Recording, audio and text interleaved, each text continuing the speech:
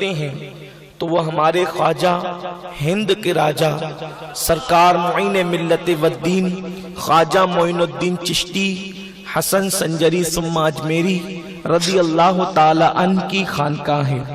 آپ دیکھیں اس خانقاہ سے، حالانکہ خانقاہ کا مطلب ہم یہ سمجھتے ہیں کہ بڑی خوبصورت۔ السلام علیکم ورحمۃ اللہ وبرکاتہ۔ ناظرین، جیسا کہ آپ سماعت فرما رہے ہیں کہ سید امین القادری صاحب بہت ہی پیارا بیان فرما رہے ہیں، آپ اور ہمیں چاہیے کہ ان کی باتوں پر عمل کریں اور اس ویڈیو کو پورا دیکھیں اور اس ویڈیو کو اپنے دوستوں تک شیئر کریں تاکہ انہیں بھی کچھ دین کی باتیں حاصل ہو سکے۔ تب پہلے آپ ویڈیو دیکھیے۔ دیواریں ہوں گی، بڑے بڑے گنبد و مینار ہوں گے۔ خانقاہ کا مطلب گنبد و مینار نہیں، خانقاہ کا مطلب خوبصورت دیواریں نہیں۔ جہاں کوئی مرد کامل بیٹھ جاتا ہے، اگر وہ درخت کے نیچے بیٹھ جاتا ہے تو وہی خانقاہ بن جاتی ہے، اگر وہ کسی اوٹے پر بیٹھ جاتا ہے تو وہی خانقاہ بن جاتی ہے، اور وہیں سے وہ فیض جاری ہوتا ہے۔ یہ میرا عنوان نہیں کہ خانقاہوں کا ثبوت کہاں سے ہے، لیکن یہ اشارہ ضرور دوں گا کہ اللہ کے رسول صلی اللہ علیہ وآلہ وسلم نے جہاں مسجد نبوی شریف کی پہلی اینٹ رکھ کر مسجد نبوی شریف کی بنیاد رکھی، اسی کے ساتھ اصحاب صفا کے چبوترے کو بنانے کے بعد اللہ کے محبوب نے اسے گویا کے خانقاہ کی طرف ایک اشارہ امت کو عطا فرما دیا۔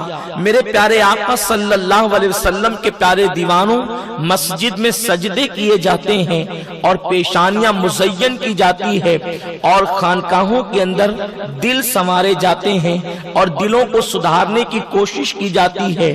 اسی لیے تو آپ دیکھیں میرے رسول کی خانقاہ میں بیٹھنے والوں کو میرے آقا نے وَيُزَكِّيهِمْ کے تحت جس شان کے ساتھ سنوارا تھا، آج دنیا کی بڑی بڑی یونیورسٹی اس طریقے کے افراد کا تصور پیش کرنے سے بھی قاصر ہے۔ سیدنا صدیق اکبر، سیدنا فاروق اعظم، سیدنا عثمان غنی، سیدنا مولائے کائنات حضرت ابو ہریرہ، حضرت بلال حبشی، حضرت سعد، حضرت سعید، طلحہ، زبیر، حضرت اسود، حضرت مقداد، سلمان فارسی، یہ میرے رسول کی خانقاہ کے وہ پروردہ ہیں کہ لوگ ان کو دیکھتے چلے جاتے اور اسلام کو سمجھتے چلے جاتے۔ میرے پیارے آقا صلی اللہ علیہ وسلم کے پیارے دیوانوں، عرض یہ کر رہا تھا، امت پر جب بھی برا وقت آتا ہے تو خانقاہوں ہی میں فریادیں سنی جاتی ہیں اور اسی سے لاہ عمل بھی ملتا ہے، اسی سے خطوط بھی ملتے ہیں، اسی سے راہیں بھی ملتی ہے۔ اس لیے کہ یہ بات میں بغیر کسی خوف کے کہنا چاہتا ہوں، اگر دین کہیں پر پیور موجود ہے تو وہ صرف خانقاہوں کے اندر موجود ہے۔ میرے پیارے آقا صلی اللہ علیہ وسلم کے پیارے دیوانوں، یہ ہماری خوش نصیبی ہے، ہمیں خانقاہ میں بیٹھ کر اللہ اس کے رسول کا ذکر سن رہے ہیں۔ میرے آقا علیہ الصلوۃ والتسلیم کے پیارے دیوانوں، ہندوستان کی آزادی کا مسئلہ ہو، انقلاب کا معاملہ ہو تو سب سے پہلے آواز اللہ اکبر۔ اس ملک ہندوستان کے اندر اللہ اللہ اتنی بڑی تعداد میں اس وقت بھی انسان رہتے تھے، مگر سب سے پہلے آزادی کے لیے آواز اٹھانے والا ایک خانقاہ ہی ہے جس کو دنیا فضل حق چشتی کے نام سے جانتی ہے۔ میرے آقا علیہ السلام کے پیارے دیوانوں، پھانسی کے پھندے پہ لٹکنے والا کوئی اور نہیں، وہ بھی ایک خانقاہ ہی ہے جس کو دنیا حضرت سید کفایت علی کافی مراد آبادی کے نام سے جانتی ہے۔ خدا کی قسم، خانقاہی رنگ کس طرح چلا ہوا تھا یہ میرا عنوان یہ بھی نہیں ہے، صرف تمہید کے طور پر اپنے عنوان تک آنے کے لیے چند الفاظ کا سہارا لینا چاہتا ہوں۔ حضرت کفایت علی کافی مراد آبادی رحمت اللہ تعالی علیہ کو جب مراد آباد کی جیل کی دیواروں کے سائے کے اندر تختہ دار پہ چڑھانے کی کوشش کی جا رہی تھی، اس وقت حضرت کافی مراد آبادی کے متعلق کسی انگریز نے کہا تھا کہ دنیا کا دستور ہے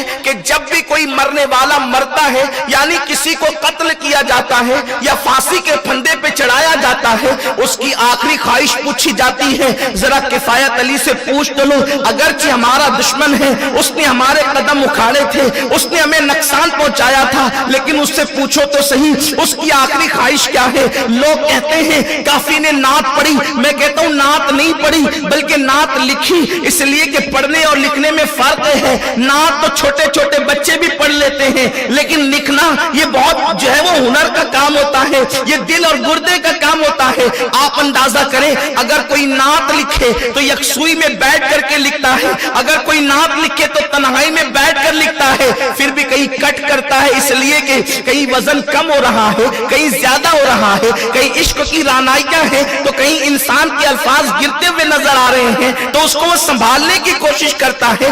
तख्तेदार को देखकर बड़े बड़ों के, बहादुरों के औसान खत्म हो जाते हैं, मगर उस खानकाई का इश्क रसूल क्या था कि तख्तेदार को देखने के बाद जब उससे कहा गया कि आपकी आखिरी ख्वाहिश क्या है, फरमाते मैं रसूल पाक की नात लिखना चाहता हूं, कलम मेरे हवाले कर दो, मुझे बताओ जब इंसान को मौत नजर आ रही हो तो कहां तखय्युलात, कहां तसव्वुरात, कहां अल्फाज की तुकबंदियां, इसी से तो शायरी होती है। मगर अल्लाह अकबर, इंसान हंगामे के अंदर उसकी जबान उसका साथ छोड़ देती है, मगर बार तेरे खानकाई रंग पे कुर्बान कि काफी ने तख्तेदार को देखने के बाद कलम मांगा, और खुदा की कसम वो कलाम फिल बदी लिखा है आज तक कि उसके अंदर अरूजी गलती कोई बता नहीं सका, अल्फाज की तरतीब पर कोई एतराज न कर सका। और कलाम क्या है?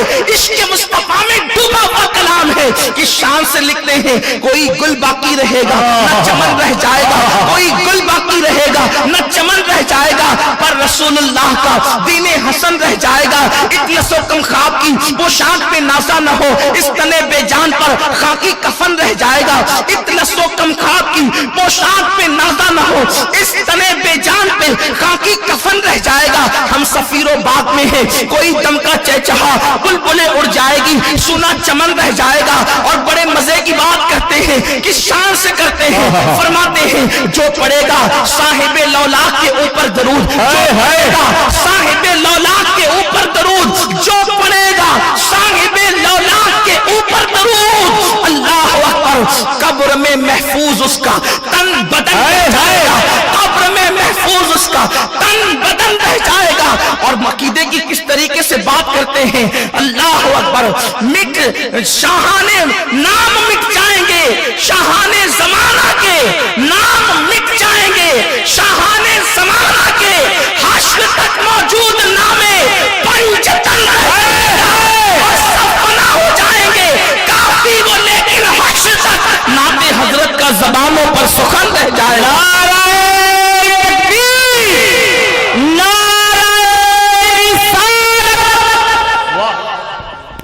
जब भी उम्मत पर वक्त आया है, सहारा मशाइख ने दिया, उलमा ने दिया, अहले खानकाह ने दिया। आज जिन हालात से ये उम्मत दो चार है, जिन हालात से ये उम्मत गुजर रही है, हमारी कौम के इस वक्त के जो हालात हैं इंतहाई कर्बनाक और दर्दनाक। पूरी दुनिया के अंदर मुसलमान अफसुर्दगी के साथ अपनी जिंदगी के शबो रोज को गुजार रहा है। चेहरों पर बशाशतें नहीं, मुस्कुराहटें छीन ली गई है। सोशल मीडिया पर कभी बर्मा की तस्वीरें मुसलमानों को अफसरदा करती है, कभी इराक, शाम और यमन का लुटना मुसलमानों को बेचैन और बेकरार करता है। ऐसे हालात के अंदर मुसलमानों की जिम्मेदारियां क्या है? बहुत हैरत की बात है। उठती हुई जनाजे, उठते हुए जनाजे, लुटती हुई इज्जत और आबरू, नन्हे नन्हे बेगुनाह मासूम बच्चों का कत्ले आम, ये सब काम वो कर रहे हैं जिनको अमन का नोबेल प्राइज मिला है। अमन का नोबेल प्राइज हासिल करने वाले दुनिया के अंदर वो जुल्म की मिसाल कायम कर रहे हैं कि अब तो अक़वाम मुत्तहिदा ने ये बात कह दी कि दुनिया की सबसे ज्यादा सताई हुई कौम का नाम है रोहिंग्या मुसलमान। अक़वाम मुत्तहिदा का स्टेटमेंट ये आ गया कि अब तक किसी कौम को इतना सताया नहीं गया जितना कि रोहिंग्या मुसलमानों को सताया गया बर्मा की सरजमीन पर। वो सरहदें पार करके जाना चाहते हैं, जान बचाने के लिए बारूद रख दिए गए हैं ताकि जब सरहद पार करके जाए तो वो पैरों के वजन से बारूद फट जाए और फिर वो वहीं पर मर करके ढेर हो जाए। हजारों औरतें लापता हो गई है और उनको म्यांमार के अमन पसंद कहलाने वाले बुद्धिस्टों ने अगवा कर लिया है। कोई जालिम दरिंदा अगर किसी लड़की को या औरत को अगवा करे तो उसका अंजाम वो क्या करेगा ये बताने की जरूरत नहीं। मोतबर जराए के मुताबिक 26 मुसलमानों के गांव को आग लगा दी गई है। 26 गांव को एक साथ जला दिया गया है। हम क्या कर सकते हैं ऐसे वक्त में? मेरी कौम बहुत बड़ी जिम्मेदारी अदा कर रही है, मेरी कौम के जवान, कि जब ऐसी तस्वीरें उनके पास आती हैं तो वो एक दूसरे को शेयर करते हैं। इससे बढ़ करके अब वो क्या कर सकते हैं? मैं कहता हूं मुसलमानों को शर्म आनी चाहिए कि अपनी कौम पर दुनिया हंस रही है, तुम्हारे लाशों पर शैतानत का नंगा नाच नाचा जा रहा है, और मुसलमान है कि अब वो तस्वीर और वीडियो शेयर करके समझता है कि मैंने बहुत बड़ी जिम्मेदारी अदा कर दी और मैं अपनी जिम्मेदारी से सुबुकदोश हो गया। मुसलमानों, ऐसे वक्त में अपनी जिम्मेदारी तो ये थी कि हम तस्वीरों को शेयर करके लोगों को हंसने का मौका देने की बजाय हम ये करते कि अपने आमाल का एहतिसाब करते कि दुनिया के अंदर बस्तियां तबाह क्यों होती है, कौमों पर तबाही क्यों आती है। जाहिर सी बात है, हम कलमा जिस खुदा को पढ़ते हैं वो खुदा ताकत और कुव्वत वाला है, उसकी मर्जी के बगैर पत्ता नहीं हिलता। फिर आखिर मुसलमानों पर ये जुल्म जो हो रहा है, हम मदद नहीं कर सकते, कुदरत तो मदद कर सकती है ना। फिर कुदरत की मदद नाजिल क्यों नहीं होती? कुदरत की इमदाद नाजिल क्यों नहीं होती? क्यों अल्लाह की मदद नहीं आती? क्यों रब तबारक व तआला की तरफ से मदद नाजिल नहीं होती? हमने तारीख में पढ़ा और हमारा ईमान है, हकीकत है कि 313 बद्र में पहुंचे और फिर 4000 उनकी मदद के लिए फरिश्ते आ गए, 313,000 पे गालिब आ गए और ऐसी धूल चटाई कि आज भी तारीख के अंदर बद्र की तारीख मौजूद है। सुनहरी हुर्फों से लिखने के काबिल सहाबा के कारनामे, मेरे प्यारे आका अलैहिस्सलाम के प्यारे दीवानों, ओहद के मैदान में 1000 में 3000 को धूल चटा दी। इसी तरीके से खंदक देखे, खैबर देखे, तबूक देखे, आप इस्लाम की तारीख का मुताला करें। अल्लाह ने हर वक्त मुसलमानों की मदद की। जानते हैं, सिर्फ 60 मुस्लिम नौजवानों ने 60,000 का मुकाबला किया और ऊंटों की सूंड पे चढ़ करके उनकी सूंडें काटी है और उनके सरों से गुजर करके पीठ पे बैठ करके उन हाथियों को जो है वो उन हाथियों को मुसख्खर किया है। हाथियों की सूंडों पे चढ़ करके उनकी सूंडें काटी है और सर पे चढ़ करके पीठ पर बैठ करके उनको मुसख्खर किया है। हमने ये भी तारीख में अल्लाह अकबर पढ़ा है, बल्कि कुरान भी उसके बारे में बयान करता है कि जब काबे को ढाने के लिए एक जालिम आया तो कुदरत ने अबाबिल को भेजा। आज क्यों अबाबिल नहीं आती? इकबाल कहते हैं, अपने काबे की हिफाजत हमें खुद करनी है। अब अबाबिल का लश्कर नहीं आने वाला। अबाबिल कब आता है? जब कोई मुसलमान बचाने वाला नहीं रहता, तब अबाबिल आता है। तो अब तो मुसलमान दुनिया के अंदर 250 करोड़ मौजूद है, फिर लोग अबाबिल का इंतजार क्यों कर रहे हैं? कुदरत की मदद क्यों नहीं आती? ये एक अहम सवाल है। रब की मदद क्यों नहीं आती? अल्लाह की नुसरत क्यों नहीं आती? हम उन तस्वीरों को देखकर आंसू बहा रहे, हम उन जनाजों को देखकर आंसू बहा रहे, हम उन मुसलमानों को अल्लाह अकबर खुले आसमान के नीचे देखकर आंसू बहा रहे। हमें करबला का मंजर याद आता है। करबला में चंद सैदानियां थी जो खुले आसमान के नीचे बैठी हुई थी, 10वीं का दिन गुजर करके 11वीं शब के अंदर। लेकिन आज अल्लाह अकबर, म्यांमार की हजारों कनीज़ाने ज़ैनब आज भी ज़ैनब की सुन्नत को जिंदा कर रही है और वो किसी अली अकबर को आवाज दे रही है, किसी इमाम कासिम को आवाज दे रही है, वो फिर किसी हुसैनी अज़्म रखने वाले किसी जवान को पुकार रही है। ऐसे वक्त के अंदर मुसलमान सिर्फ देखता ही रहेगा, व्हाट्सएप और फेसबुक का मुजाहिद बन करके रहेगा। हम मुजाहिद है व्हाट्सएप और फेसबुक के, हम उसी के जरिए से वीडियो और तस्वीरों को देखकर आम कर रहे हैं। ये हमारा सबसे बड़ा कारनामा है। रोने वालों तस्वीरें देखकर ये नामर्दी के आंसू न रो। अल्लाह अकबर। वीडियो देखने के बाद पसमुर्दगी का शिकार होकर खुदा की रहमत से ना उम्मीद ना हो, हम अपनी ज़वाल की असबाब तलाश करें, हम अपने मजलूम बनने के असबाब तलाश करें। आखिर ऐसा क्यों हुआ? बस्तियां क्यों तबाह हो रही है? एक मुल्क का ये हाल नहीं बल्कि दुनिया के अक्सर ममालिक का ये हाल है। शाम देख लें, इराक देख लें, यमन देख लें, पहले चेचेनिया का जो हाल हुआ वो देख लें, इस वक्त म्यांमार देख लें, और उसके बाद ये सुन लो, इशारों की जबान में कहना चाहता हूं, म्यांमार तो एक तख्ते मश्क है, ये तो टेलर है। खुदा जाने किस मुल्क की इसके बाद बारी होगी और किस मुल्क में मुसलमानों को कुचला जाएगा। इसलिए कि पड़ोस में आग लगती है, अगर आप आग न बुझाएंगे तो वो आग आपके घर को जला देगी। म्यांमार के पड़ोस में रहने वालों, कहीं ऐसा तो नहीं ये बजने वाली घंटी तुम्हें बेदार करने की कोशिश कर रही है? अगर तुमने अपने आप को बेदार न किया, अगर तुमने होश के नाखून न लिया, कहीं ऐसा तो नहीं कि म्यांमार के मुसलमानों से बदतरीन तुम्हारा हाल किया जाए, रोहिंग्या मुसलमानों से ज्यादा बदतरीन तुम्हारा हाल किया जाए। याद रखना, हमें एहसास करना होगा, हमें गौर करना होगा, हमें फिक्र करना होगा। बस्तियां तबाह क्यों होती है? बस्तियां बर्बाद क्यों होती है? क्यों जालिम हुक्मरानों को किसी कौम पे मुसल्लत किया जाता है? आज ये कुरान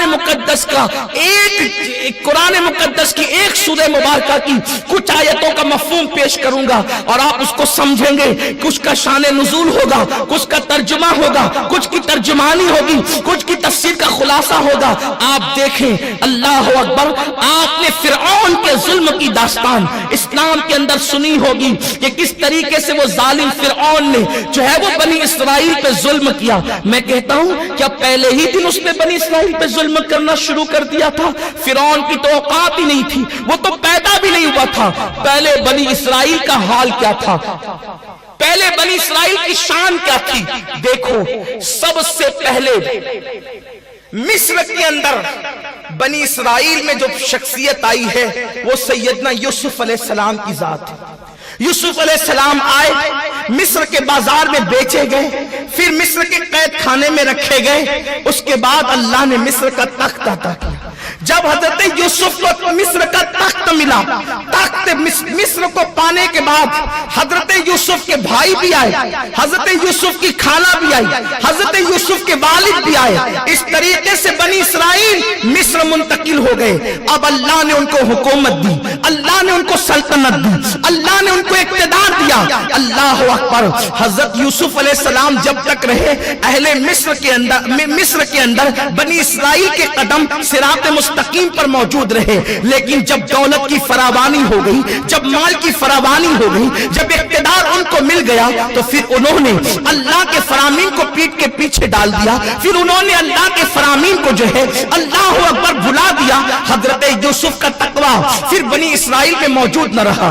हजरत याकूब की आओ फुगा उस कौम के अंदर मौजूद न रही। हजरत इसहाक का अंदाज उस कौम के अंदर मौजूद न रहा। हजरत इब्राहिम का अखलाक उस कौम के अंदर मौजूद न रहा। दौलत के नशे में जराइम करने वाले वो बनी इसराइल जिन्होंने अल्लाह और रसूल की तालीमात को पीठ के पीछे डाल दिया। याद रखें, जब दौलत और इक्तिदार, ताकत और कुव्वत के नशे में कौमें जराइम का शिकार हो जाती है, तो फिर अल्लाह उनसे हुकूमतें, ताकतें, दौलतें, इज्जतें छीन लेता है और उन पर जालिमों को मुसल्लत कर देता है।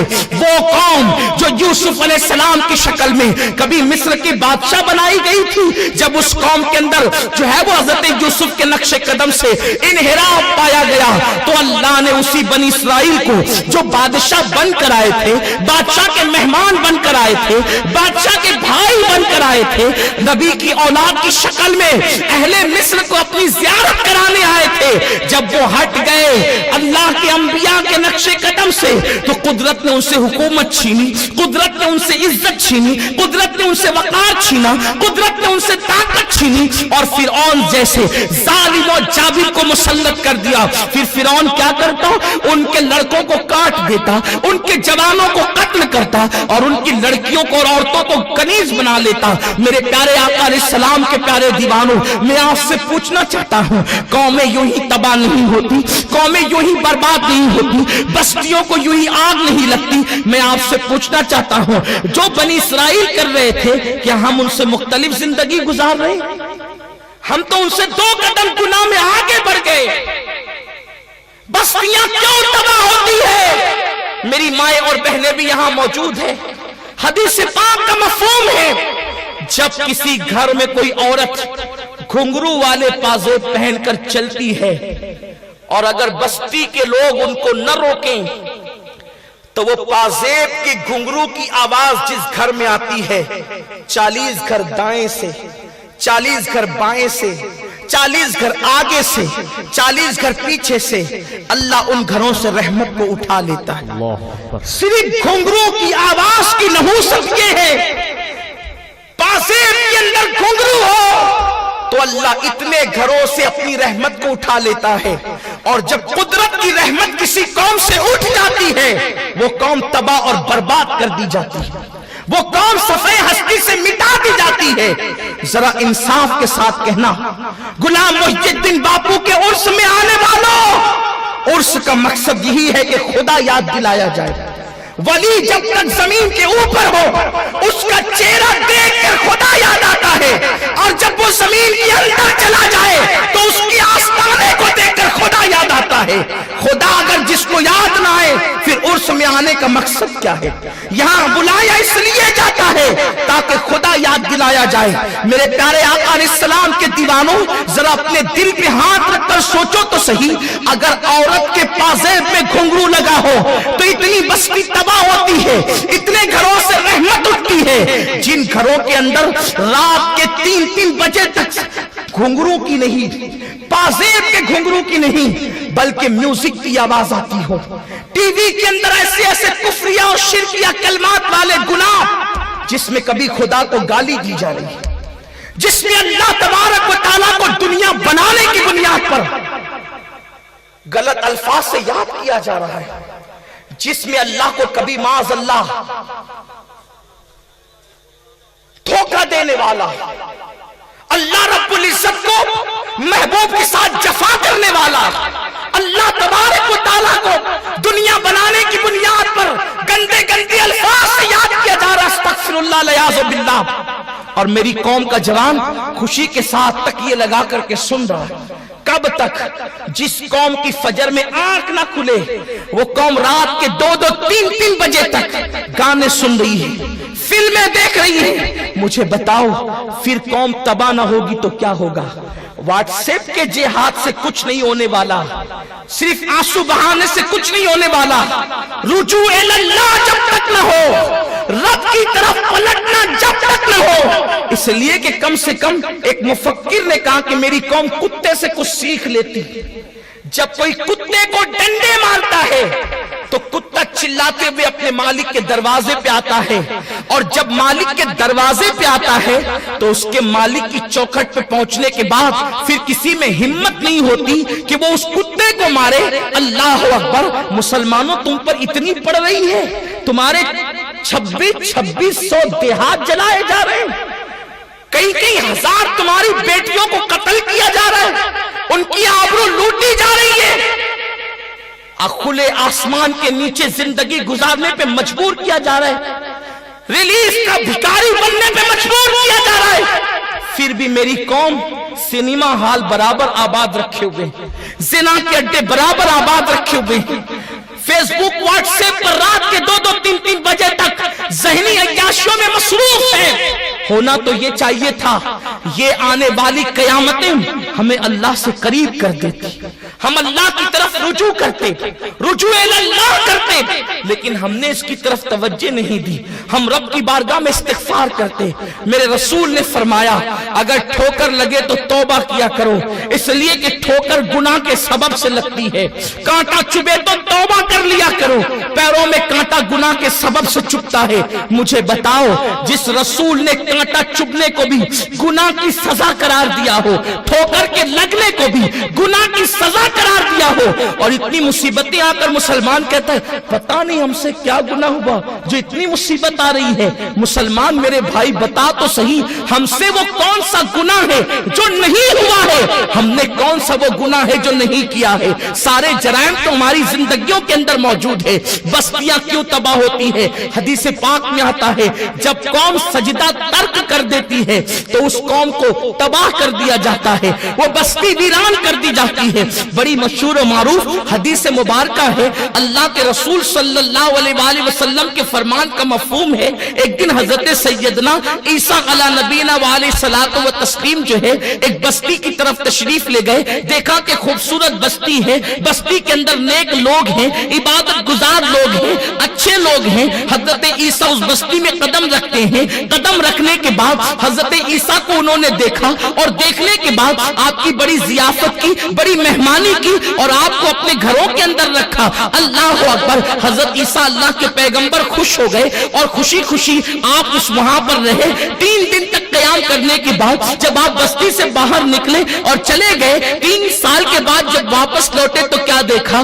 اب نہ وہاں انسان ہے، نہ انسانی بچہ ہے، اب نہ وہاں پرندہ پر مارنے والا ہے، اب نہ وہاں کھیت ہے نہ کھلیان ہے، اب نہ وہاں پانی ہے نہ بہاریں ہیں، اب نہ وہاں سبزہ ہے نہ سبزہ زار ہے، وہاں پر کچھ نہیں. اللہ کے پیغمبر کو حیرت ہوئی 3 سال کی چھوٹی سی مدت میں یہ بستی ویران کیسے ہو گئی، یہ بستی تباہ کیسے ہو گئی، یہ بستی برباد کیسے ہو گئی. اللہ اکبر. اس وقت رب سے عرض کیا میرے کریم یہ تو بتا 3 سال کی مدت کوئی طویل مدت تو نہیں، اتنی چھوٹی سی مدت ہے، اتنی قلیل سی مدت ہے، یہ بتا میرے اللہ یہ بستی ویران کیوں ہو گئی؟ تو جواب آتا ہے عیسیٰ بات یہ ہے اس بستی کے لوگ نمازی تھے، عبادت گزار تھے، پرہیزگار تھے، لیکن اس بستی کے اندر ایک بے نمازی آیا، اور جس نہر کی بنیاد پر اس بستی سیراب ہوتی تھی اس نہر کے اندر اس نے ہاتھ ڈال دیا اور ہاتھ ڈال کر کے پانی پی لیا. اس بے نمازی کی نحوست کی وجہ سے وہ نہر خشک ہو گئی. جب نہر خشک ہو گئی کھیتیاں خشک ہو گئی، اور جب کھیتیاں خشک ہو گئی باغات خشک ہو گئے، اور جب سب کاروبار ٹھپ پڑ گیا تو لوگ بستی چھوڑ چھوڑ کر چلے گئے. نتیجتاً یہ بستی ویران ہو گئی. مجھے بتاؤ بستی کے اندر ایک بے نمازی آ جائے تو پوری بستی ویران ہو جائے، کھنڈرات میں تبدیل ہو جائے. اگر بستی کے اندر ایک بے نمازی آئے تو بستی تباہ ہو جاتی ہے، ویرانے میں تبدیل ہو جاتی ہے، کھنڈرات میں تبدیل ہو جاتی ہے. جس بستی کے اندر پوری کے پوری بستی بے نمازی ہو وہ بستی تباہ نہ ہوگی، وہ بستی برباد نہ ہوگی. میری گفتگو کو کسی دیوانے کی بڑھ نہ سمجھنا، میں حدیث پاک کی روشنی میں میری قوم کو آگاہ کر رہا ہوں. میری قوم کے جوانوں تم نے کیرم کے لیے وقت نکالا، تم نے تاش کے پتوں کے لیے وقت نکالا، تم نے جوؤں کے لیے وقت نکالا، تم نے شراب کے اڈوں کو آباد کیا، لیکن تم نے خدا کے لیے وقت نہیں نکالا. وہ رب جس نے تمہیں تو ماں ہمیں کبھی دودھ نہ پلاتی، اس لیے کہ اگر رات کو ایک عورت کی نیند خراب کر دے کوئی تو وہ اس کو کوسنے لگتی ہے کہ اس نے میری نیند کیوں خراب کی. لیکن ایک بچے کو وہ ایک رات میں 50 مرتبہ بچہ اٹھتا ہے، ماں کو پریشان کرتا ہے، مگر ماں کے ماتھے پر کبھی شکن نہیں آتا کہ یہ ایک رات میں 50 مرتبہ مجھے کیوں حیران کرتا ہے. بولو کبھی ماں بد دعا دیتی ہے کہ اللہ کرے یہ مر جائے 50 مرتبہ مجھے کیوں اٹھاتا ہے نیند سے؟ بلکہ ماں ہر مرتبہ اٹھا کر سینے سے لگاتی ہے، اس کے سینے کا دودھ اس کے منہ میں ڈھونڈتی ہے. میں پوچھنا چاہتا ہوں آخر یہ محبت کس نے پیدا کی؟ اگر اللہ محبت پیدا نہ کرتا تو وہ عورت تم سے محبت نہ کرتی جس کو ماں کہتے ہیں، بلکہ اگر اس کے دل کے اندر اللہ نفرت پیدا کرتا تو وہ تمہیں بھوکا مار ڈالتی. بتاؤ جس خدا کا اتنا احسان کہ ایک عورت جس کے دل میں اللہ نے تمہاری محبت پیدا کر کے اس کو ماں کی شکل دی، بلکہ اپنی رحمت کا جس کو مظہر بنایا، اللہ نے جس ماں کو رحمت کا مظہر بنایا، اس اللہ رب العزت کا حق نہ تھا کہ ہم اس اللہ کی عبادت کے لیے وقت نکالتے، اس اللہ کی عبادت کے لیے ٹائم نکالتے؟ ہم نے کب وقت نکالا؟ ہم نے دوستوں کے لیے ٹائم نکالا، ہم نے بیوی بچوں کے لیے ٹائم نکالا، ہم نے ساتھیوں کے لیے ٹائم نکالا۔ اگر ہمارے پاس وقت نہیں، اللہ کے لیے وقت نہیں، وہ بے نیاز ہے، اسے کسی کے سجدوں کی ضرورت نہیں۔ بہت سے ایسے لوگ ہیں کہ جو جمعہ بھی پڑھنے نہیں آتے، جنہیں جمعہ پڑھنے کی فرصت نہیں۔ میرے پیارے آقا علیہ السلام کے پیارے دیوانوں، مائیں اور بہنیں بیٹھی ہوئی ہیں، اگر ان کو کوئی نماز کی دعوت دے تو یہ کہتی ہیں کہ ہمارے بچے بہت ہیں، بچوں کو دیکھیں، گھر کا کام کریں یا کیا کریں۔ میں ان سے پوچھنا چاہتا ہوں، اے میرے آقا صلی اللہ علیہ وسلم کی کنیز، تجھے سیریل کا وقت ہے، نماز کا وقت کیوں نہیں؟ تجھے فلموں کے لیے وقت ہے، نماز کا وقت کیوں نہیں؟ تجھے پارکوں میں گھومنے کا وقت ہے، نماز کا وقت کیوں نہیں؟ پھر بات یہی ہے کہ جب قومیں اللہ کا سجدہ کرنا چھوڑ دیتی ہے تو اللہ اس قوم کو تباہ کر دیتا ہے، اللہ اس قوم کو برباد کر دیتا ہے، ان کے گھروں کو آگ لگتی ہے جو اللہ کا سجدہ کرنا چھوڑ دیتے ہیں۔ میرے پیارے آقا صلی اللہ علیہ وسلم کے پیارے دیوانوں، ہر دور میں رجوع اللہ ضروری ہے، اور اس وقت تو خاص مسلمانوں کو رب کی طرف رجوع کرنا چاہیے۔ اور پھر جسے اللہ کہتے ہیں وہ ہم سے تو 70 ماؤں سے زیادہ پیار کرتا ہے، جسے اللہ کہتے ہیں وہ ہم سے 70 ماؤں سے زیادہ پیار کرتا ہے۔ اگر رب تبارک و تعالیٰ جو ہم سے محبت کرتا ہے، اس کو آواز اگر آپ تک آ رہی ہے تو میں اپنی بات مکمل کروں۔ کہاں تک آواز پہنچ رہی ہے ذرا ہاتھ اٹھا کر کے مجھے اشارہ کر دیں۔ الحمدللہ، ٹھیک ہے، اگر آواز وہاں تک پہنچ رہی ہے تو بہت اچھی بات ہے۔ ایک مرتبہ سیدنا فاروق اعظم کی بارگاہ میں ایک عورت آئی اور آنے کے بعد کہنے لگی، امیر المومنین، ذرا آپ سے ایک مسئلہ پوچھنا ہے، آپ وہ مسئلہ مجھے بتائیں۔ امیر المومنین سیدنا فاروق اعظم نے پوچھا، مسئلہ کیا ہے؟ اس نے کہا، مسئلہ یہ ہے کہ آپ یہ بتائیں کہ اللہ اپنے بندوں سے کتنا پیار کرتا ہے، اللہ بندوں سے کتنا پیار کرتا ہے۔ بزرگوں کا جواب دینے کا انداز نرالا ہوتا ہے۔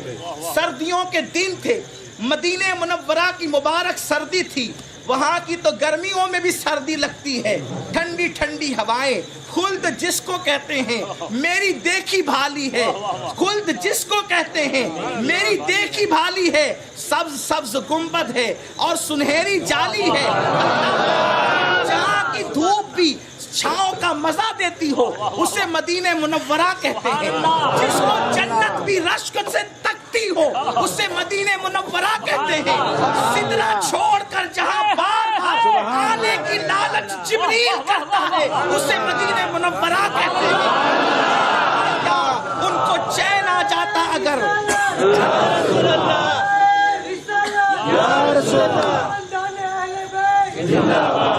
بے لکھائے یار، ان کو چین آ جاتا اگر بار بار آتے نہ یوں جبریل سدرہ چھوڑ کر۔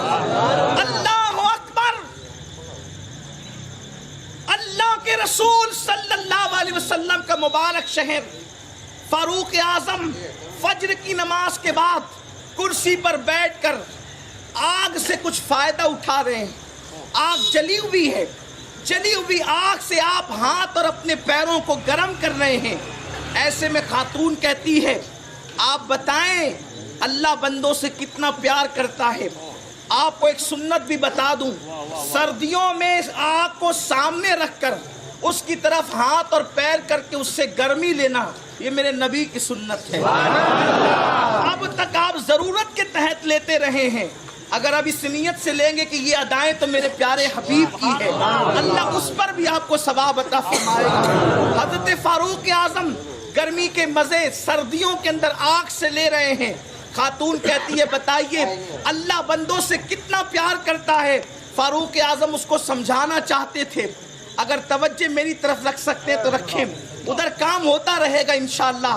اور یاد رکھیں کہ مائک ہماری ضرورت ہے لیکن مائک ہماری مجبوری نہیں ہے. بات آپ تک کر کے رہیں گے. دونوں سادات کرام اور بھی سادات موجود ہے, دعا کریں گے گلے پر انشاءاللہ کوئی اثر نہیں ہوگا اور غلام محی الدین باپو کا فیضان جاری ہوگا.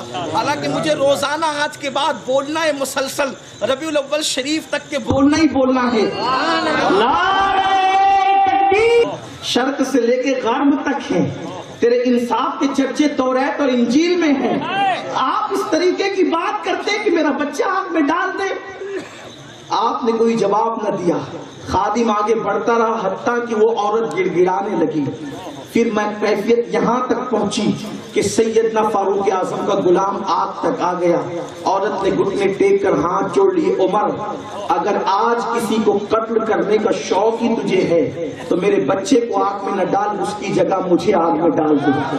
آج کے بعد تجھ سے کوئی سوال نہ کروں گی لیکن میرے بچے کو بچا لو. عمر فاروق اعظم نے پھر کہا بچہ اس کی گود میں واپس دے دو. اس نے جیسی گود میں بچہ لیا وہ پوری دنیا سے بیگانی ہو گئی. فاروق اعظم کو بھول گئی, غلام کو بھول گئی, مجمع کو بھول گئی, سب کو بھول گئی. بچہ سینے سے لگا کر چومنے لگی, اس کی زندگی بچنے پہ خوش ہو گئی. جب اس کو اطمینان ہوا فاروق اعظم نے مسکرا کے کہا بچہ جلانا تو نہ تھا, صرف تجھے بتانا تھا کیونکہ تو نے سوال بہت بڑا کر لیا تھا. بات اتنی ہے تو اس بچے سے کتنا پیار کرتی ہے. اس بچے سے تو جتنا پیار کرتی ہے اس سے 70 درجہ زیادہ اللہ اپنے بندوں سے پیار کرتا ہے, مگر اس پیار کا کوئی صلہ نہیں مانگتا. حکم دیتا ہے عبادت کرو لیکن اس پر بھی جنت کی بشارت, اس پر بھی دنیا میں آرام اور راحت کی بشارت. میرے پیارے آقا صلی اللہ علیہ وسلم کے پیارے دیوانوں, ہم سے وہ بھی نہیں ہوتا, ہم وہ بھی نہیں کرتے. سب کے لیے ٹائم, رب کے لیے ٹائم نہیں. زندگی کو ہم نے فضول کاموں کی نذر کر دیا ہے. اگر قوم سے کہا جائے گناہ چھوڑ دو تو کہتے مولانا گناہ کی عادت ہے, کیسے گناہ چھوڑیں؟ نہیں چھوٹتا گناہ, گناہ نہیں چھوٹتا.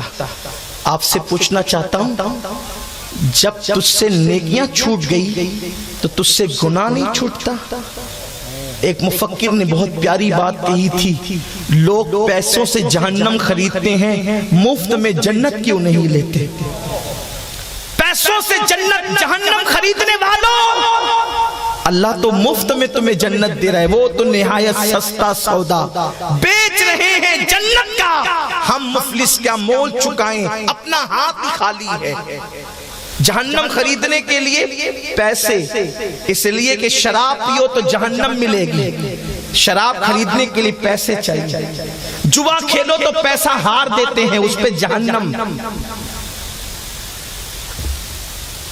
کسی فلم میں جاؤ پیسے لگتے ہیں, اس پہ پیسہ دے کر جہنم. مسجد میں آنے پر کوئی پیسہ نہیں لگتا, بولو لگتا ہے؟ زمزم پینے پہ کوئی پیسے نہیں لگتے, اللہ کی عبادت کرنے میں کوئی پیسہ نہیں لگتا, تلاوت قرآن کرنے میں کوئی پیسہ نہیں لگتا. گندی موویاں خرید کر کے لوگ دیکھتے ہیں, قرآن مقدس تو یوں ہی اٹھا کے پڑھ لو. لوگ پیسہ دے کر جہنم خرید رہے, کتنے عقل مند ہے یہ, پیسہ دے کر جہنم خرید رہے ہیں. مفت میں جنت مل رہی, اس کو کون لینے والا ہے, کون اس کو لینا چاہتا ہے؟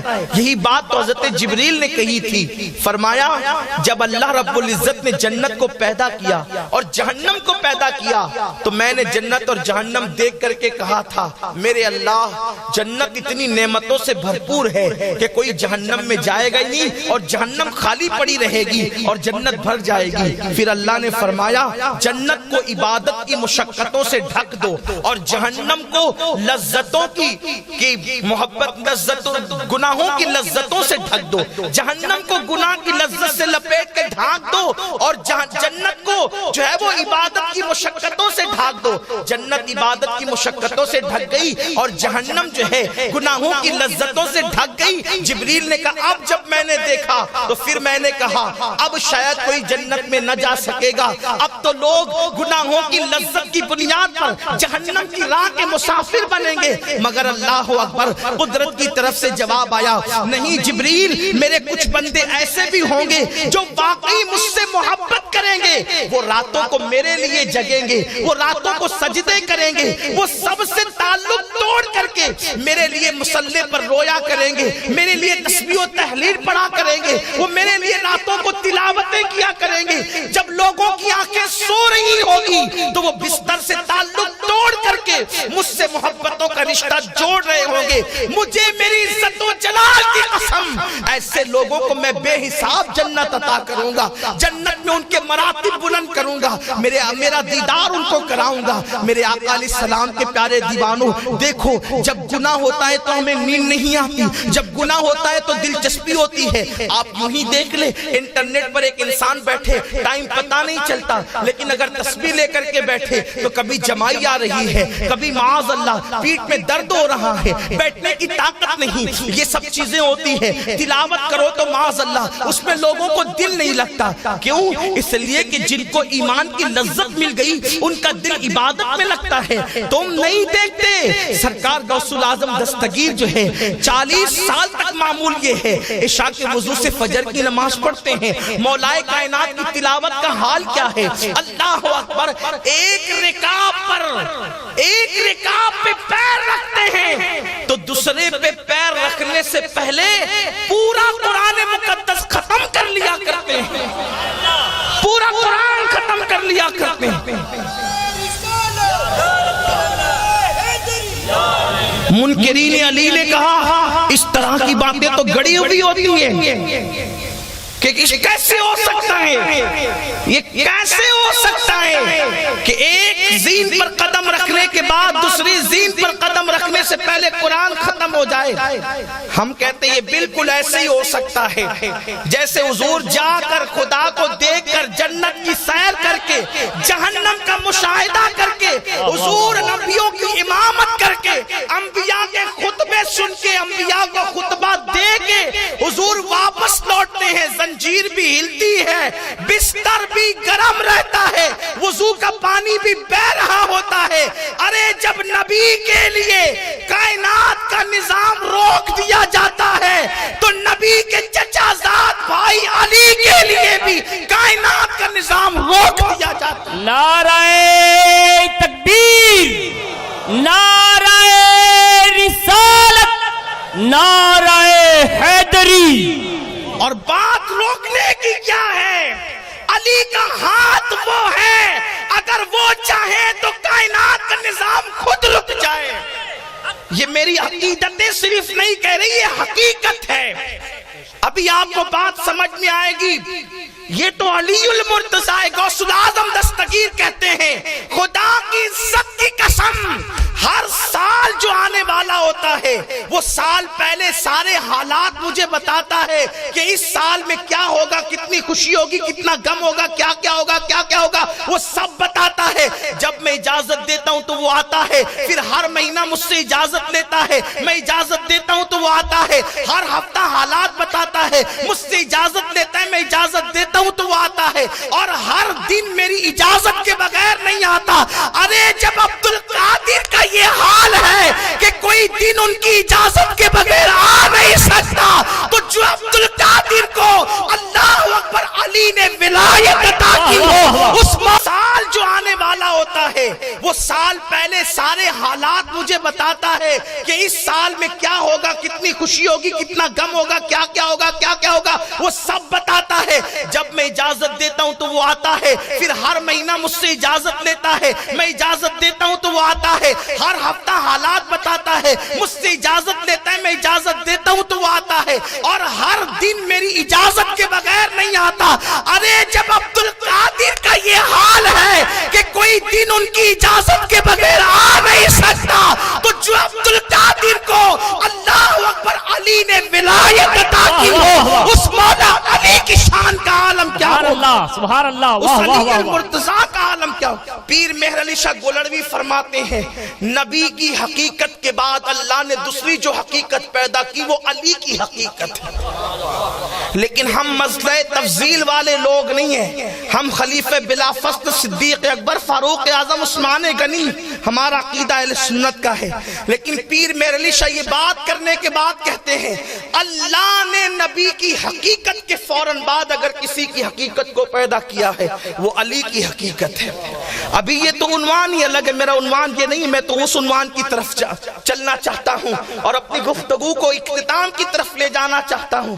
آپ جانتے ہیں اللہ نے بہت ساری باتیں جو اپنے نبی کے ہاتھ پہ ظاہر کی, وہ باتیں اللہ رب العزت نے نبی کی عطا پر علی کے ہاتھ پہ ظاہر کی. آپ جانتے ہیں ابھی تک آپ نے صرف اتنا سنا ہوگا کہ نبی نے سورج پلٹایا, لیکن یہ بھی ہے اہل سنت کی کتابوں میں کہ علی نے بھی سورج پلٹایا. لوگ ڈرتے ہیں بتانے کہیں ہم پر رافضیت کا فتویٰ نہ لگ جائے. میں کہتا ہوں لو کانا رفضاً آل محمد, لو کانا رفضاً آل محمد فلیشہد الثقلان انی رافضی. امام شافعی کہتے ہیں بات سچی تو کہنی چاہیے نا, بات سچی کہنی چاہیے. اور ہم بار بار یہ سبق آپ کو پڑھا رہے ہیں. اہل بیت کی محبت کا نام رافضیت نہیں ہے, صحابہ کی دشمنی کا نام رافضیت ہے. اور صحابہ کا دشمن ہم کبھی نہ اس کے تھے نہ ہیں نہ کبھی اس سے ہوں گے. ہم تو ہر صحابی کی تعظیم کا درس دیتے ہیں, اس پہ عمل کرتے ہیں, اس لیے کہ اہل سنت میں تقیہ کی کوئی حیثیت نہیں ہے.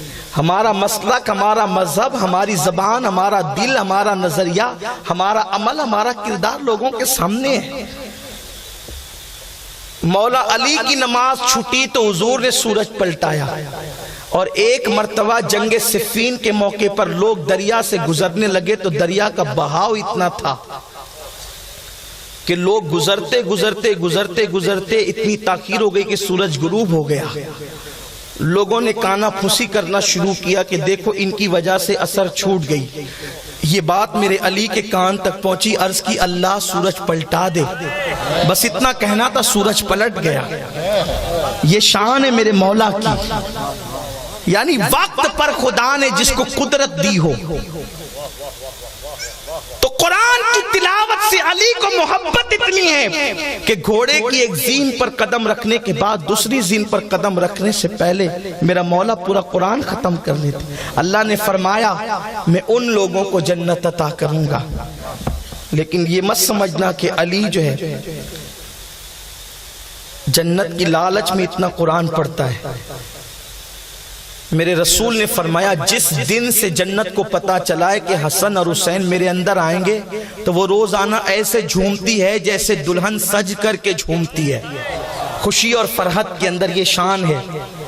میرا عنوان آج اہل بیت نہیں ہے, حالانکہ یہ میری زندگی کا عنوان ہے, لیکن آج یہ عنوان پہ مجھے گفتگو نہیں کرنی ہے. بات آئی تو میں نے عرض کر دیا. تو جبریل نے کہا کہ جنت کو مشقتوں سے لپیٹ دیا گیا اور جہنم کو گناہ کی لذت سے. تو لوگ گناہ کی لذت کی بنیاد پہ جہنم کی طرف جاتے ہیں, اور عبادت کی مشقت کی وجہ سے لوگ جنت کی طرف نہیں آتے. میرے پیارے آقا علیہ السلام کے پیارے دیوانوں, عبادت کی مشقت جھیلنا نہیں اور بڑی بڑی محبتوں کے دعوے کریں. ہم سے بڑا محبت کا دعوے دار کون؟ غوث پاک سے محبت کرتے ہیں, غریب نواز سے محبت کرتے ہیں, نثار باپو سے لیں گے پیر باپو تک, پیر باپو سے لے کے غلام محی الدین باپو تک, شفیق میاں باپو تک, اوپر اوپر اوپر چلے جائیں. غوث پاک, غریب نواز, اور پھر رسول پاک, اہل بیت سب سے محبت کرتے ہیں. محبت میں کرتے کیا ہیں؟ تو کہا غلاف چومنے کے سوا اور کچھ نہیں کرتے. جو اندر ہے ان کے غلاف چومتے ہیں, جو باہر ہے ان کے ہاتھ چومتے, بس یہی کام ہے. اور اتنا کر لیا تو سمجھتے ہیں کہ ہم ان پہ احسان کر رہے ہیں. سنیو, اس کا بھی نام محبت ہے. محبت بغیر قربانی کے قابل قبول نہیں ہوتی. آپ دیکھیں, جس نے محبت کی بہت پیاری سی بات یاد آئی, اور پھر اپنی گفتگو کو باپو کے اشارتاً فرمائشی واقعے کی طرف لے جا کے بات ختم کروں گا. ایک مرتبہ اللہ کے رسول وضو فرما رہے, سرکار علیہ السلام وضو کرنے, وضو کا پانی نشیب کی طرف, نشیب مطلب گڑے کی طرف, اترتی کی طرف بہ رہا تھا. پانی تو اترتی کی طرف ہی بہے گا نا. حضور وضو کر رہے، اترتی کی طرف پانی بہ رہا ہے، ایک صحابی کھڑے ہیں حضور کو دیکھ رہے، سرکار فرماتے ہیں کیا ہوا؟ عرض کی حضور میں آپ سے عشق کرتا ہوں، حضور میں آپ سے عشق کرتا ہوں۔ سرکار نے فرمایا کیا کہا؟ عرض کی حضور میں آپ سے عشق کرتا ہوں۔ پھر آقا نے کہا کیا کہا؟ عرض کی حضور میں آپ سے عشق کرتا ہوں۔ آقا فرماتے ہیں یہ پانی دیکھ رہا ہے تو؟ عرض کی ہاں یا رسول اللہ دیکھ رہا ہوں۔ کتنی تیزی سے بہ رہا ہے؟ یہ نشیب کی طرف، اترتی کی طرف پانی جتنی تیزی سے بہ رہا ہے، اگر تم اس سے عشق کرتا ہے تو اس سے تیزی سے تجھ پہ مصیبتیں آئے گی، اس سے تیزی سے تجھ پہ مصیبتیں آئے گی۔ اور اہل عشق کی پہچان ہے کہ جب ان پہ عشق مصطفیٰ کی بنیاد پہ مصیبتیں آئیں پھر وہ آہوں فغاں نہ کرے، اس پہ ثابت قدم رہے۔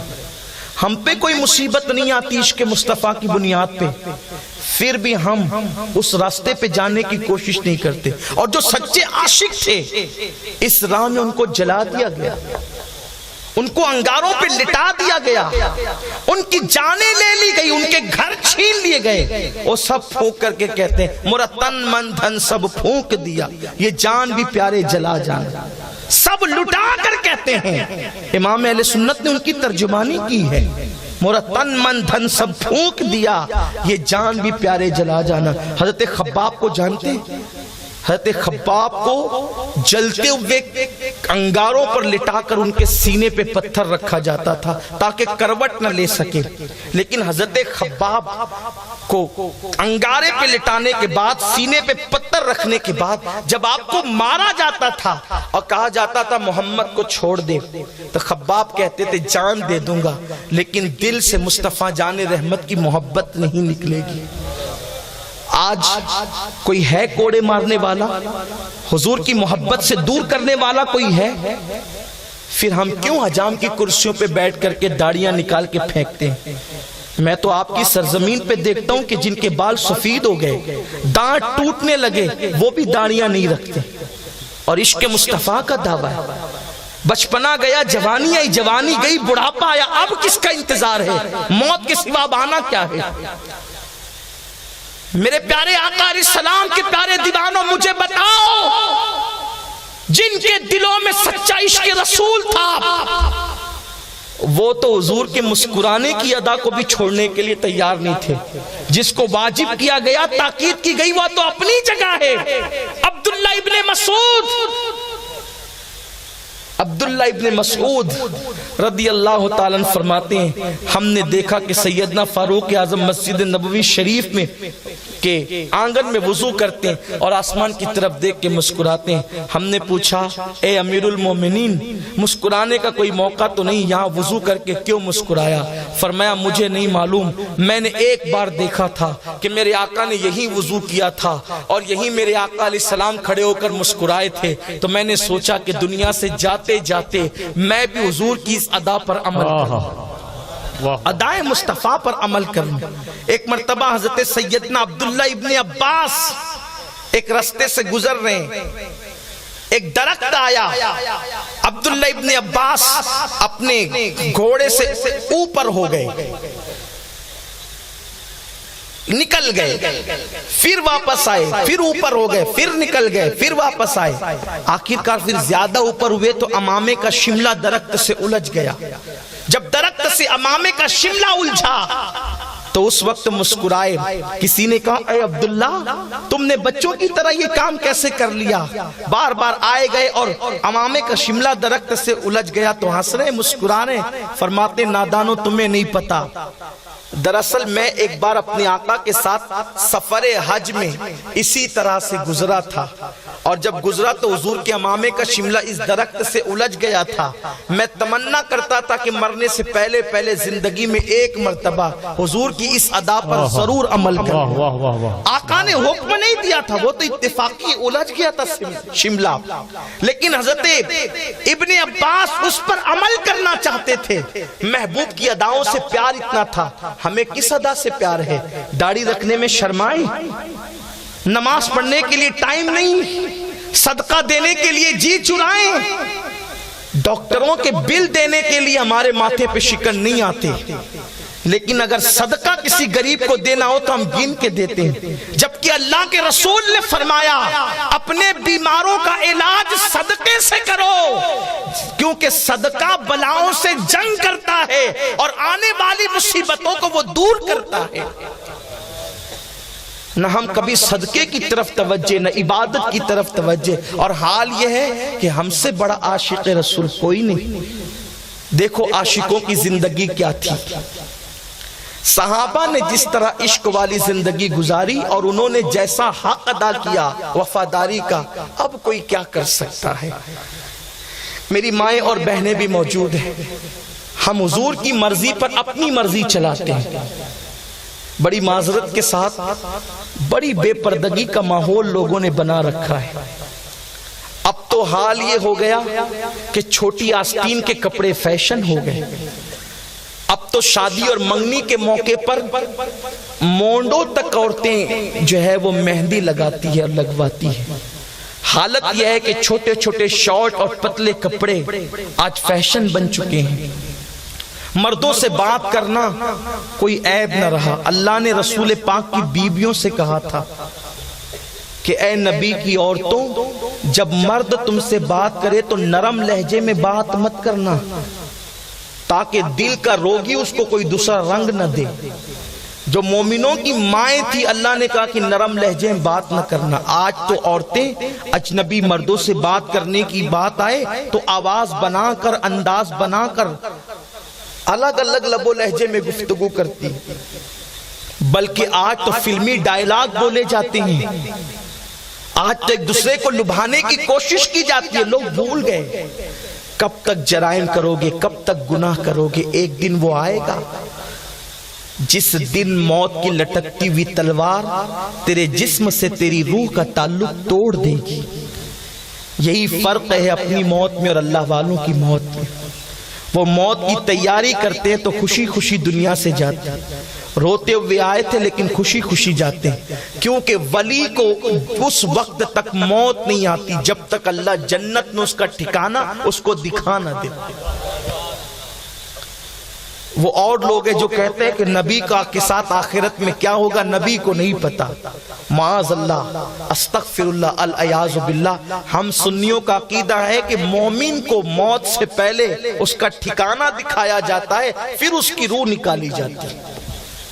اللہ والوں کے آراس اسی لیے منائے جاتے ہیں، ان کے دن اسی لیے منائے جاتے ہیں، اور لوگ باتیں کرتے ہیں۔ اللہ کے رسول علیہ السلام نے فرمایا لوگوں میرے لیے اذان کے بعد مقام محمود کی دعا کیا کر، اس لیے نہیں کہ تمہاری دعا سے ملے گا، ایسا نہیں، بلکہ اس لیے کہ اس کی برکتیں تمہیں مل جائیں۔ صحابہ نے پوچھا مقام محمود کیا ہے؟ آقا نے فرمایا مقام محمود ایک مقام ہے جہاں پر اللہ مجھے کھڑا کرے گا اور میں اس کی حمد کروں گا۔ صحابہ نے عرض کی یا رسول اللہ، اس مقام پر آپ کے سوا بھی کوئی اور ہوگا؟ سرکار فرماتے میرے سوا کوئی اور نہیں ہوگا، البتہ میرے سوا اگر کوئی ہوگا تو وہ 4 لوگ اور ہوں گے، باہر کا کوئی نہیں ہوگا، وہ 4 لوگ اور ہوں گے، ایک تو علی ہوگا، ایک تو فاطمہ ہوگی، ایک تو حسن اور ایک تو حسین، اور ہم مقام محمود پر ہوں۔ سبحان اللہ۔ یعنی حضور نے مقام محمود پر ان کو بھی نہیں چھوڑا، وہاں بھی ان کو ساتھ شامل کیا، وہاں بھی ان کو ساتھ لیا اللہ کے حبیب علیہ السلام نے۔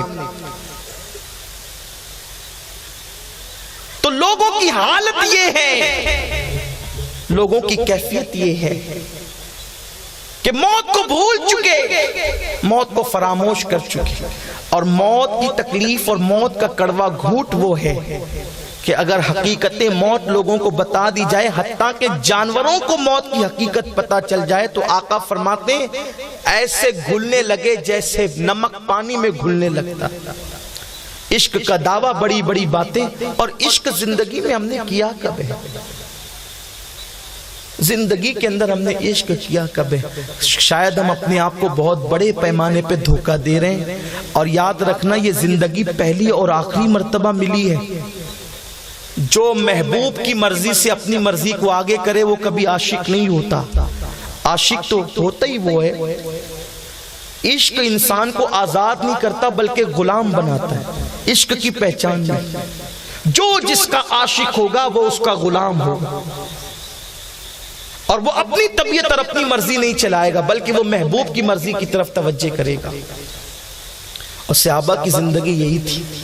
اس سلسلے میں تاریخ میں ایک واقعہ آتا ہے جس کو میں اپنے الفاظ کے جامع میں باپو کی فرمائش پہ پیش کرنے لگا ہوں۔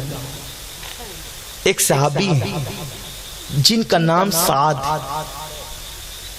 اور ہر صحابی کی تمنا تھی حضور مجھ سے خوش رہے، کیونکہ وہ جانتے تھے اللہ کو خوش کرنا ہے تو ان کو خوش کرو، کیونکہ اللہ انہی کی خوشی میں خوش رہتا ہے۔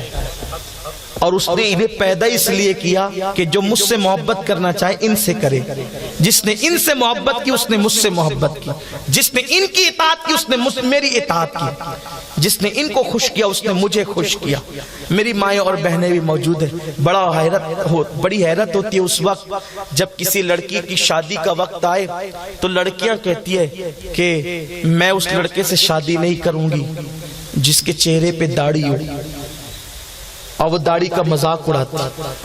ہنسنے کی بات نہیں ہے، جو بیٹی داڑھی کا مذاق اڑائے وہ بیٹی کبھی سکھ کی زندگی نہیں جی سکتی، اس لیے کہ وہ داڑھی کا مذاق اڑا کر وہ لڑکے کا نہیں بلکہ حضور کی سنت کا مذاق اڑا رہی۔ دنیا نے تو تمہیں قتل کیا تھا، دنیا نے تو تمہیں قبر میں زندہ دفن کیا تھا، وہ اللہ کا رسول آمنہ کا لال جس نے پتھر کھائے اور بیٹی کی زندگی کو بلند کیا، جس نے بتایا کہ بیٹی کو ستانا اپنے نبی کو ستانے کی طرح ہے۔ اس رسول نے فرمایا، اس نبی نے فرمایا کہ جس نے بیٹی کا دل دکھایا اس نے مجھ محمد کا دل دکھایا۔ اور بیٹی کیا ہوئی پھر؟ اگر بات بیٹی کی آئی ہے تو ایک جملے میں میں سیدہ فاطمہ کی منقبت پڑھنا چاہتا ہوں، صرف ایک جملے میں نبی نے بیٹی کو باپ کے لیے رحمت قرار دے دیا، نبی نے بیٹی کو باپ کے لیے رحمت قرار دے دیا، اور فرمایا جب بیٹی پیدا ہوتی ہے تو کب پیدا ہوتی ہے؟ اللہ فرماتا ہے جب میں بندے سے اس سے سب سے زیادہ خوش ہوتا ہوں تو اس کو اپنی رحمت کے طور پر اس کو بیٹی دے دیتا ہوں، اور جب کسی کو بیٹی دیتا ہوں اور وہ غمگین نہیں ہوتا بلکہ خوش ہوتا ہے تو میں اپنے اوپر اپنے ذمہ کرم سے اس بات کو لازم کر لیتا ہوں کہ جب تجھ پہ مصیبت آئے گی میں تیری مدد کروں گا۔ بیٹی کے باپ کی مدد کے لیے اللہ رب العزت اپنے کرم سے اپنے اوپر لازم کر لیتا ہے کہ بیٹی کے باپ کی خدا مدد کرے گا۔ یہ شان کسی مذہب میں بیٹی کی نہیں ہے جو اسلام میں ہے، لیکن میں سیدہ فاطمہ کی منقبت ایک جملے میں پڑھنا چاہتا ہوں۔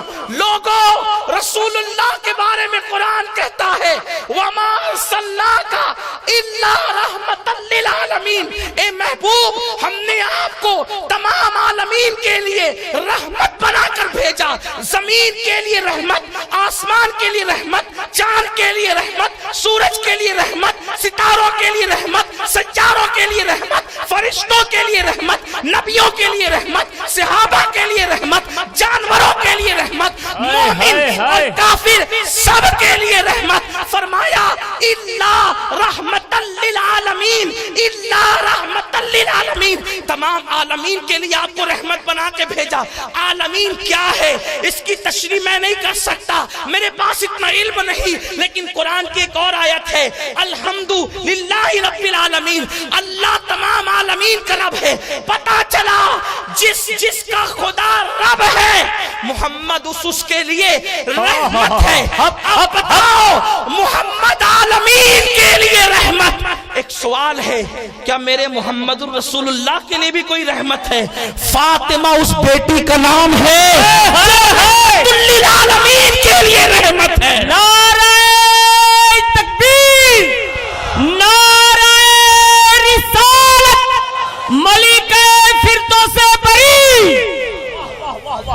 باپ کے لیے بیٹی رحمت ہوتی ہے، حضور رحمت للعالمین ہے اور وہ حضور کی بیٹی ہیں، اس اعتبار سے وہ رحمت للعالمین کے لیے رحمت، حضور سب کے لیے رحمت، حضور سب کے لیے رحمت، فاطمہ ان کے لیے رحمت۔ سلام اللہ علیہ الف الف مرہ فی کل لمحہ، لوگوں نے تو تمہیں ذبح کیا تھا، لوگوں نے تو تمہیں آلہ کار بنایا تھا گناہ کا، میرے نبی نے بیٹی کو کتنا بلند کیا۔ تو عرض یہ کر رہا تھا، اس کے بعد بھی قوم کی بیٹیاں کہتی ہے ہم اس سے شادی نہیں کریں گے جو دیندار لوگ ہیں، داڑیاں رکھتے ہیں، وہ تو ملا ہے، وہ تو مولوی ہے۔ استغفر اللہ، الیاذ باللہ۔ کاش کہ قوم کی بیٹیاں یہ طے کر لیں کہ ہم اسی سے شادی کریں گے جس کے چہرے پہ داڑھی ہوگی۔ تو ممکن ہے کوئی رسول کے لیے نہیں رکھتا، کم از کم بیوی کے لیے تو رکھے گا۔ اس لیے کہ لوگ بڑے مفاد پرست ہیں۔ بہرحال بیوی کے لیے نہ رکھیے گا، نہ بیوی کے لیے کاٹیے گا، نہ بیوی کے لیے رکھیے گا، حضور ہی کے لیے رکھیے گا، سنت سمجھ کے رکھیے، بڑی برکتیں سنت کی۔ تو بہرحال حضور علیہ السلام کے صحابہ حضور کی خوشی پر ہر خوشی قربان کر دیتے۔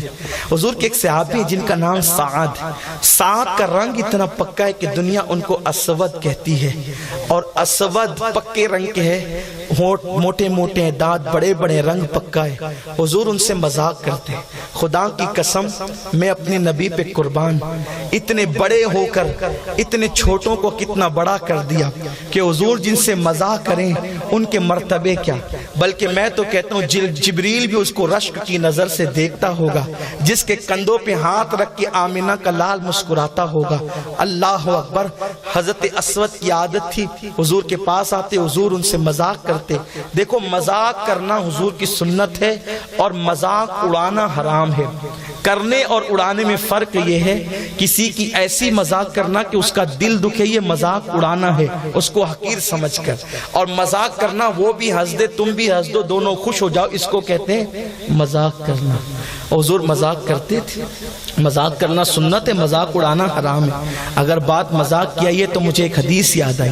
ایک بار بارگاہ رسالت میں ایک عورت آئی، بوڑھی ہو گئی تھی، عرض کی یا رسول اللہ میں جنت چاہتی ہوں، مجھے جنت عطا فرمائے۔ آقا فرماتے ہیں تجھے پتا ہے اللہ کسی بوڑھی عورت کو جنت میں داخل نہیں کرے گا۔ اس نے سننا تھا، توجہ نہ کی، رونے لگی، اللہ میں جوانی میں کیوں نہیں مر گئی، بچپن میں کیوں نہیں مر گئی، میں بڈھی کیوں ہو گئی۔ جب وہ رونے لگی تو حضور نے مسکرا کے کہا بڑی بھی، کس نے کہا کہ تو جنت میں نہیں جائے گی؟ میں نے تو یہ کہا کہ بوڑھی عورتیں جنت میں نہیں جائے گی، یعنی جب جنت میں جائے گی تو اللہ ان کو ان کی جوانی عطا کر دے گا، پہلے جوان کرے گا پھر جنت عطا کرے گا۔ حضور اس شان سے مذاق کرتے تھے۔ حدیث پاک دوسری یاد آتی ہے، بڑی پیاری حدیث ہے۔ حضور علیہ السلام کے ایک دیہاتی صحابی تھے، دیہات سے آتے تھے اور تازہ تازہ سبزیاں لے کر سرکار کی بارگاہ میں لا کے پیش کرتے تھے۔ کبھی ایسا بھی کرتے تھے کہ اپنی سبزی کسی فروٹ والے کو دے دیتے تھے اور اس کے بدلے فروٹ لاتے تھے اور آقا کو پیش کرتے تھے، حضور یہ پھل فروٹ کھا لیں۔ اور کبھی کبھی ایسا ہوتا تھا کہ خالی ہاتھ آتے تھے، جب دیکھتے تھے کہ حضور کے لیے کیا لے جاؤں کیا لے جاؤں، تو بڑے بھولے بھالے تھے، وہ کیا کرتے تھے کہ وہ فروٹ والوں سے کہتے ایک کام کرو مجھے ادھار پھل دے دو۔ وہ کہتے بھئی تیرا تو کوئی کاروبار نہیں، تو کہاں سے پیسے لائے گا؟ وہ کہا شام کو دے دوں گا۔ پھر صبح لاتے، حضور میں آپ کے لیے فروٹ لایا ہوں کھا لیں۔ حضور خود بھی کھاتے، صحابہ کو بھی کھلاتے۔ پھر شام کو آتے، حضور کا ہاتھ پکڑ کے کہتے یا رسول اللہ چلیے۔ سرکار کو بازار میں لاتے، فرمایا یہ جو فروٹ والا ہے نا اس پر آپ پر قرضہ ہے۔ سرکار فرماتے وہ کون سا قرضہ ہے؟ کہا وہ جو صبح فروٹ کھایا تھا اس کا پیسہ ادا کر دیں۔ حضور مسکراتے اور پیسہ ادا کر دیتے۔ غور فرمائے حضور کی کیا شان تھی، کس انداز سے صحابہ کے درمیان زندگی گزارتے۔ اسی ایک صحابی کی اور بھی بات آتی ہے کہ ایک مرتبہ انہوں نے سبزیاں اپنے کھیت سے نکالی اور حضور کی بارگاہ میں سوچا کہ بعد میں جائیں گے، چلو پہلے سبزی بیچ لیتے ہیں۔ ادھر سبزی بیچنے کے لیے ادھر حضور سبزی خریدنے مارکیٹ میں تشریف لائے۔ دیکھا کہ یہ کھڑے ہو کر کے تازہ سبزیاں بیچ رہے تھے۔ سرکار پیچھے سے گئے بازار کے اندر اور ان کے دونوں آنکھوں پر حضور نے ہاتھ رکھ دیا اور فرمایا بوجھو کون ہے، بتاؤ کون ہے۔ غور فرمائیں کیا شان ہے، خدا چہرہ اٹھنے پہ قبلہ بدل دے۔ کیا شان ہے کہ ایک مرتبہ خود بلائے، 9 مرتبہ خود سے جائیں، قصر دنا تک کس کی رسائی، جاتے یہ ہیں آتے یہ ہیں۔ مرتبہ کیا ہے کہ نبیوں کی امامت کریں، انبیاء جس کے پیچھے ہاتھ باندھ کر کے کھڑے رہے، لیکن غلاموں کو کس شان سے نوازتے ہیں، کس قدر سادگی کے ساتھ لوگوں کے ساتھ رہتے ہیں کہ ان کی کی آنکھوں پہ ہاتھ رکھ دیا اور فرمایا بوجھو کون ہے، بتاؤ کون ہے؟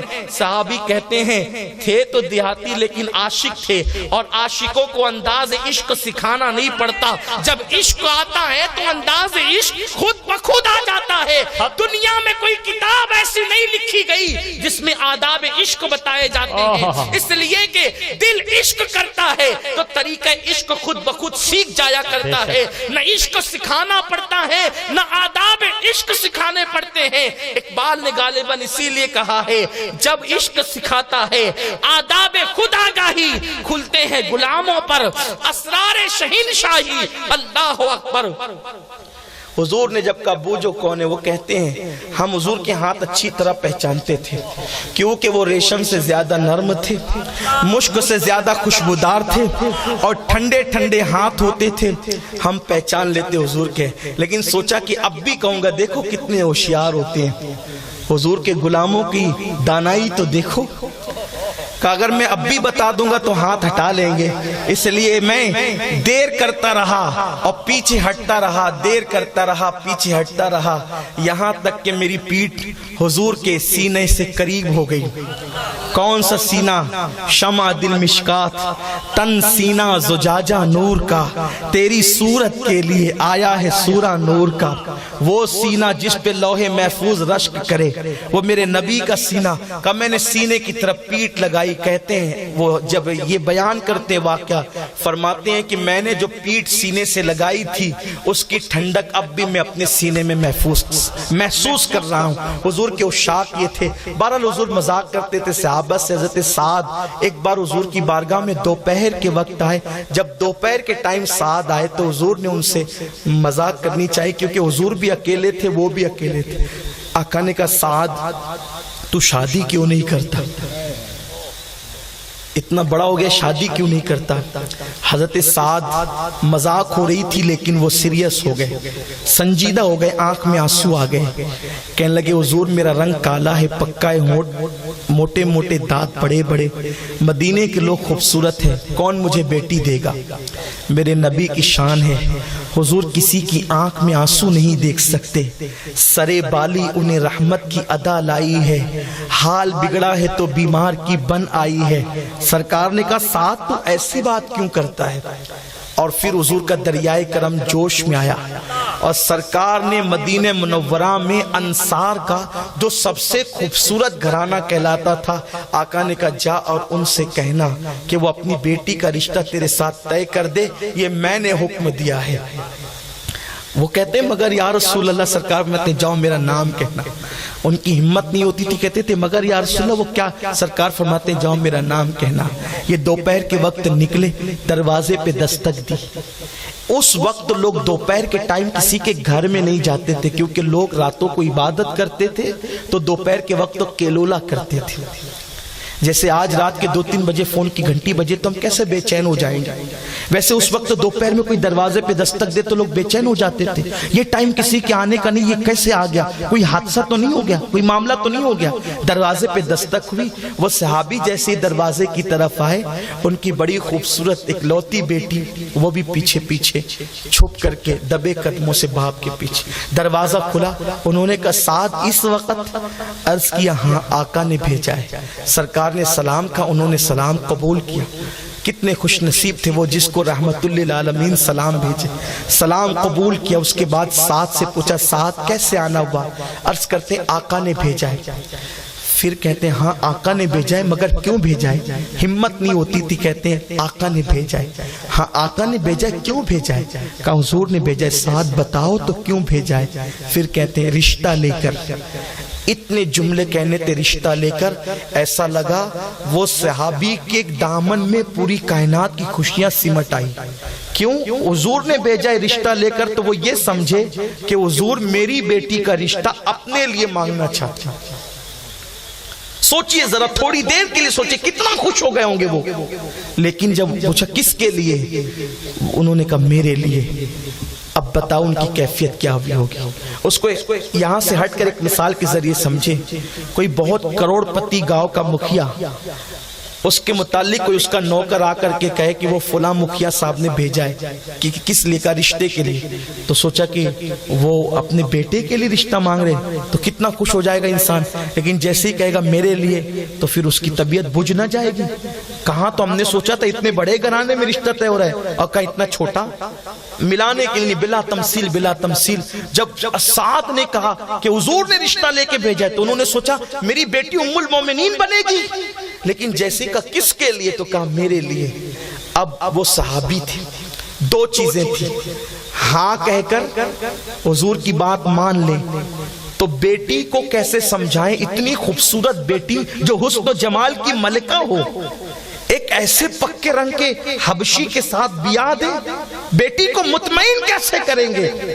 لیکن اگر بات بیٹی کی ہے اور حضور کی بات کا انکار کر دے، حکم کا انکار کر دے، تب تو ایمان ہی چلا جائے. ایک طرف ایمان ہے، حضور کی بات کا انکار کر کے ایمان جاتا ہے، بات مان کر ایمان رہتا ہے، تو بیٹی کو مطمئن کیسے کریں گے. ایک طرف بیٹی، ایک طرف حضور. فیصلہ نہیں کر پا رہے تھے صحابی. پیچھے سے ایک ہاتھ نرم نازک کندھے پر آیا اور اس نے کندھا دبایا. جب انہوں نے مڑ کر کے دیکھا تو بیٹی آنکھوں میں آنسو لا کر کہتی ہے بابا دیر مت کر، جلدی سے ہاں کر دے. آنے والے اسود کو نہ دیکھ، بھیجنے والے مصطفیٰ جان رحمت کو دیکھ. بابا تیری بیٹی کتنی خوش نصیب ہے. کسی کا بیٹا رشتہ باپ طے کرتا ہے، کسی کا رشتہ بھائی طے کرتا ہے، کسی کا رشتہ بہنیں دادی دادا طے کرتے ہیں. کائنات جب تک قائم رہے گی ہم فخر کرتے رہیں گے کہ تیری بیٹی کا رشتہ نبیوں کے امام نے طے کیا. خلاف توقع بیٹی سے بات سن کر جیسے انہوں نے کہا اسود ہمیں رشتہ منظور ہے، جاؤ حضور سے کہہ دے ہم منظور کرتے ہیں، حضور جب چاہے نکاح کر دے.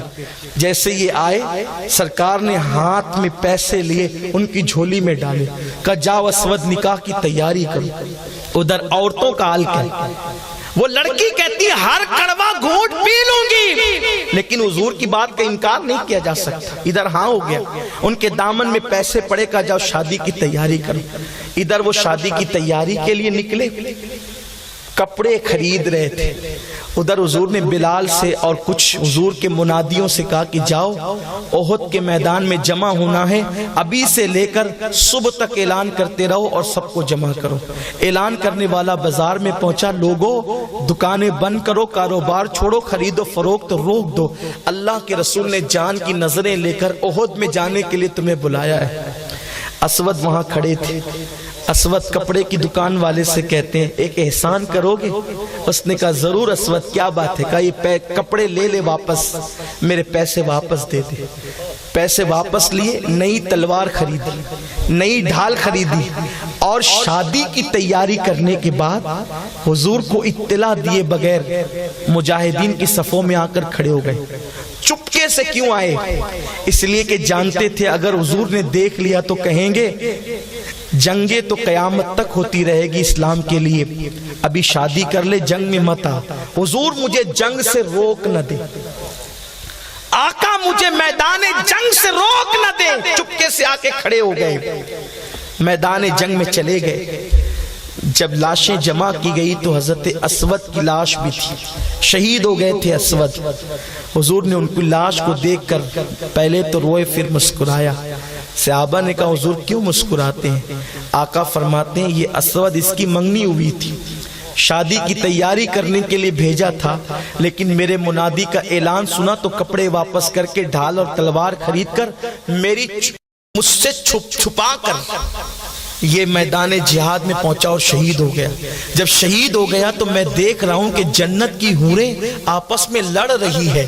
وہ کہتی ہے میں اسود کی دلہن بنوں گی، وہ کہتی ہے میں اسود کی دلہن بنوں گی، وہ کہتی میں اسود کی دلہن بنوں گی. اسود کی شادی نہیں ہو سکی، یہ سوچ کے رونا آ رہا تھا، لیکن حوروں کو لڑتا دیکھ کر مجھے ہنسی آ گئی کہ ایک اسود ہے، اس پہ حوریں قربان ہونا چاہتی.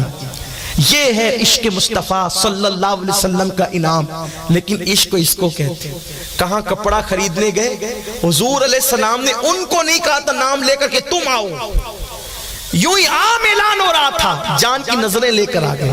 یہاں تو ہم پہ نماز فرض ہے، 5 مرتبہ حی علی الصلاۃ کی آواز اپنے کان میں آتی ہے، سن کے انسنی کر دیتے. پھر ہم عشق کے دعوے دار، سنیوں ہوش کے ناخن لو، اپنی زندگیوں کو بدلو. اللہ رب العزت ہم سب کو زندگیاں بدلنے کی توفیق عطا فرمائے. اللہ کی طرف رجوع کرو، استغفار کرو، اللہ کی طرف پلٹو. رب کی طرف پلٹو گے تو انشاءاللہ سارے حالات بدل جائیں گے.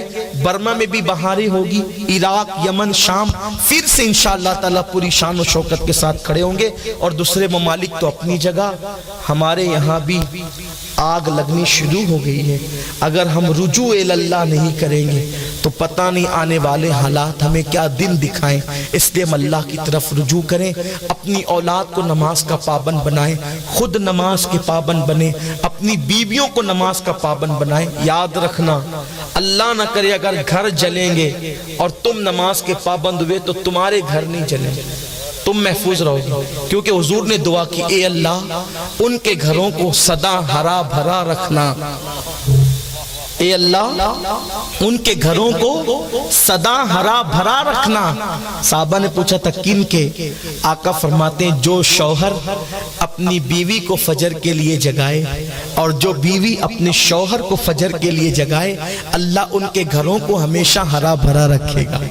آقا نے کہہ دیا فجر میں جگانے والوں کے گھر انشاءاللہ ہمیشہ ہرے بھرے رہیں گے. لیکن جو کرے گا وہ، حضور کی دعائیں لو، برکتیں ملے گی. حضور کی دعاؤں سے دور جاؤ گے، نحوستوں میں پڑ جاؤ گے.